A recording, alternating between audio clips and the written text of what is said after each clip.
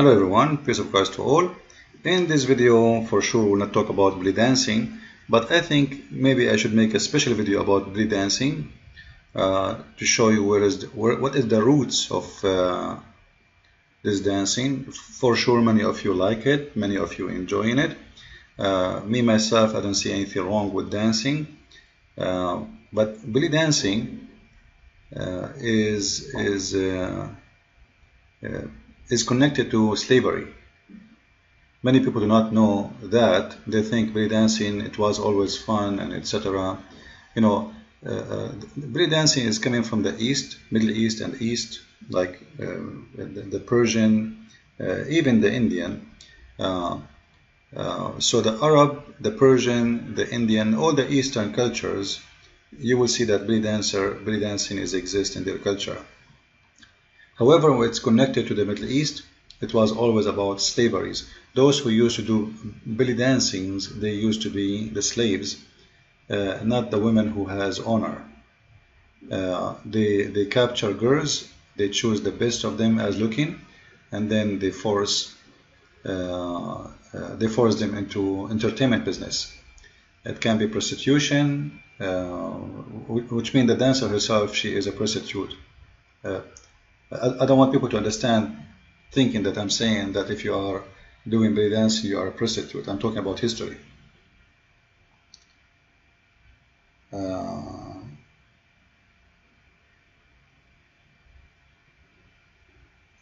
reason I'm sharing this, actually, because I'm going to go back to a topic we spoke about before, which is maybe became boring for many of you.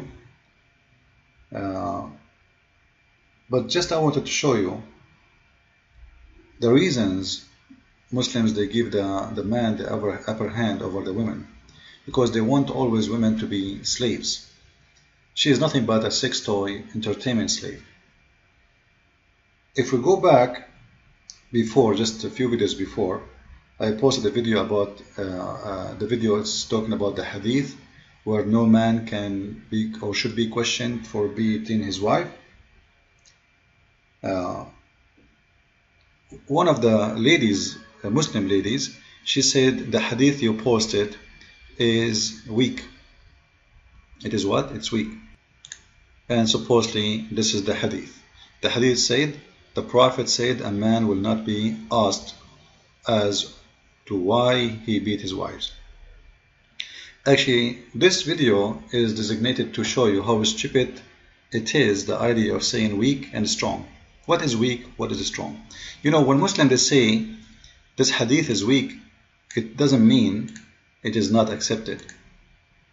Just to make you understand. Weak mean there is no enough proofs to make it strong. This is why they cannot delete it, because it might be true. And they cannot reject it totally, even if it is da'if. Da'if mean weak. Now, just to show you how stupid the way Muslims they try to recognize their hadith. You know, this guy here, Al-Albani, this is a modern, I mean, like he died a few years ago, and he is the one who is deciding what is weak, what is strong. Well, this hadith was strong always. The book of Sunan Ibn Dawood is one of the 6 hadith book of a strong hadith. If you can go right now, search for the list of Sahih books, you will find there are 6 books. 6. One of them is Sunan Ibn Dawood, Sunan Ibn Majah, Al-Bukhari, Muslim, etc. At-Tirmidhi, so An-Nisa'i. So there are 6 books approved as Sahih. Suddenly today, Muslims they try to get rid of those who cause problems, and suddenly what was strong always became weak. But today I'm going to show you how it is stupid those who try to play this game. Let us see how we can do that. This is Sunan Ibn Majah, and this is exactly the same hadith. It's exactly the same. But in here, this hadith is good. In here, the hadith is weak. This one is saying the same sentence. The whole hadith is about one sentence, that a man should not be questioned for beating his wife. And this is what the hadith here is saying. It's exactly the same words. So how the same hadith became strong here, weak there?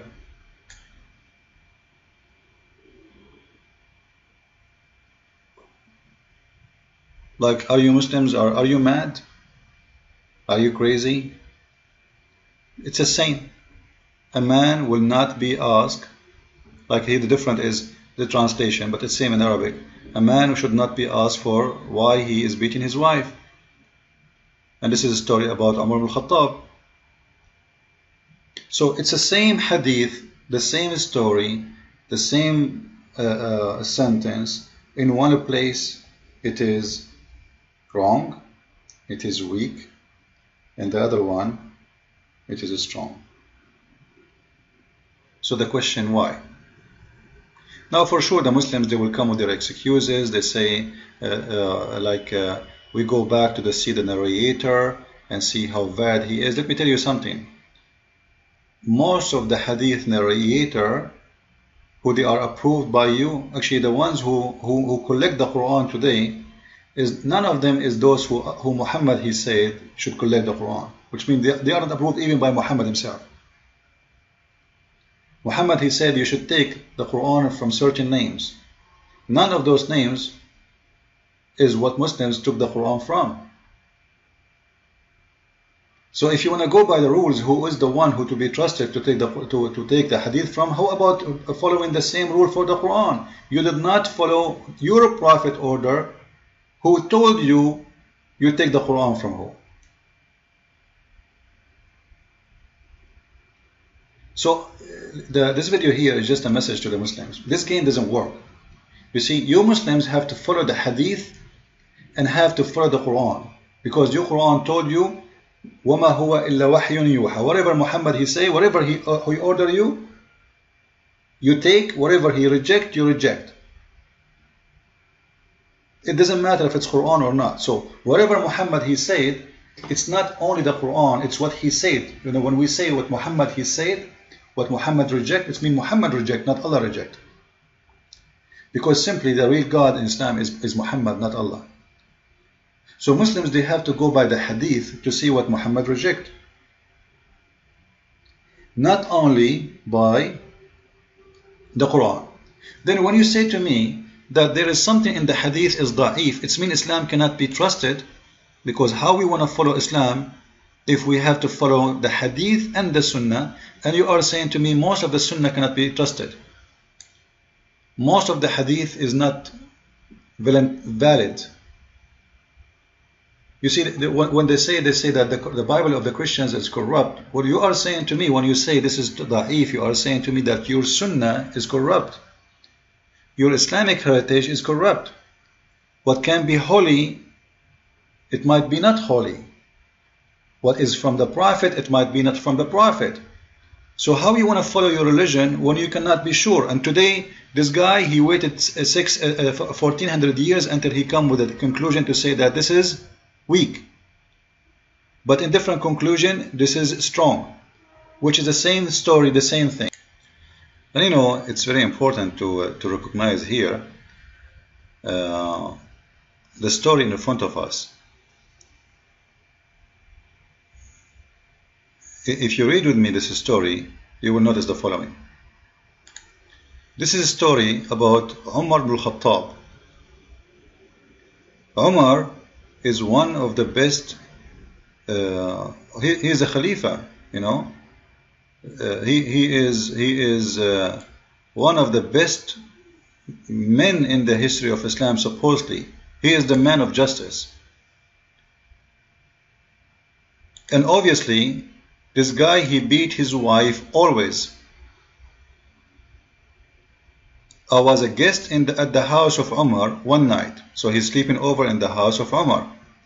And in the middle of the night, like how nice, you know, people, they say good night, it's the middle of the night. In the middle of the night, he went and hit his wife.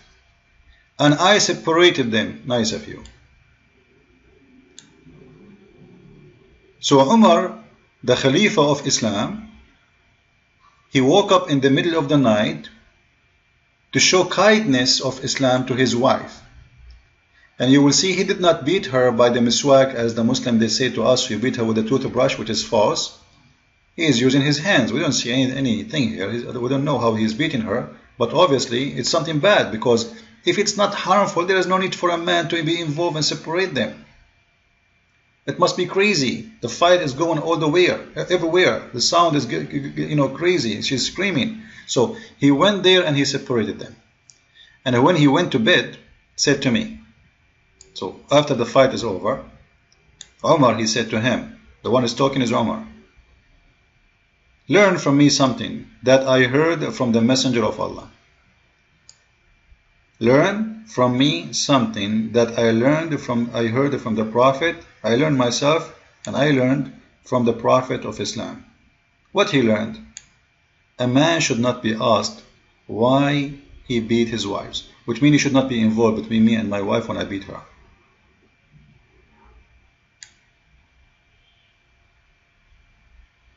And this is why he's asking him, don't go to pray, don't go to sleep before you pray this prayer, because you committed sin against Islam.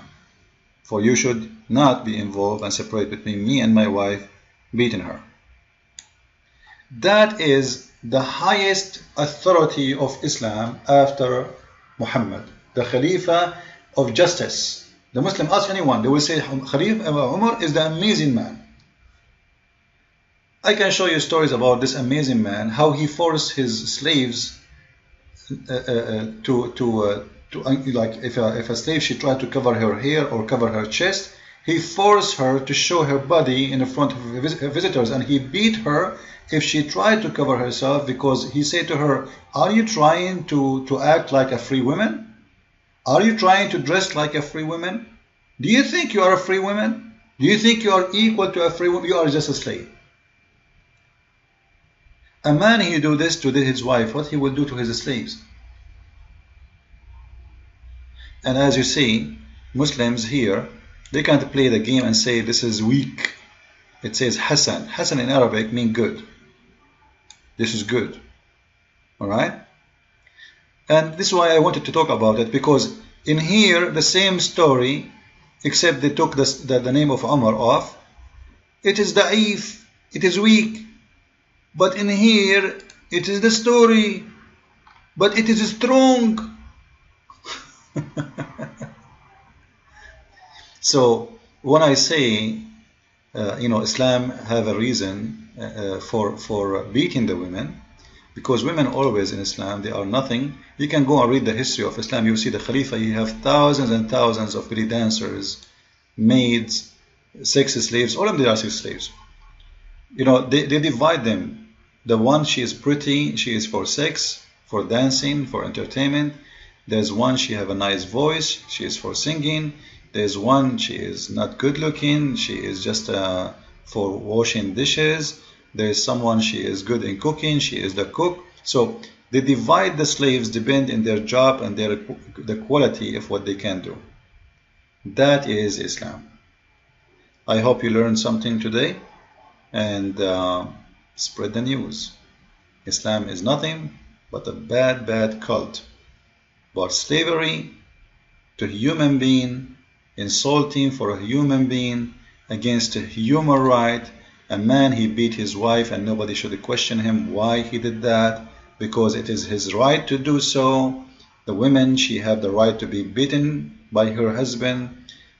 God knows what he can do. Like, when you say nobody should question, what does that mean? It means you can beat her for any reason you want, whatever you want. No one can ask you, just beat her. She is nothing. In America, if you beat a dog, you go to jail. In Islam, if you beat a woman, you are a good man. Christ is Lord, Islam is false.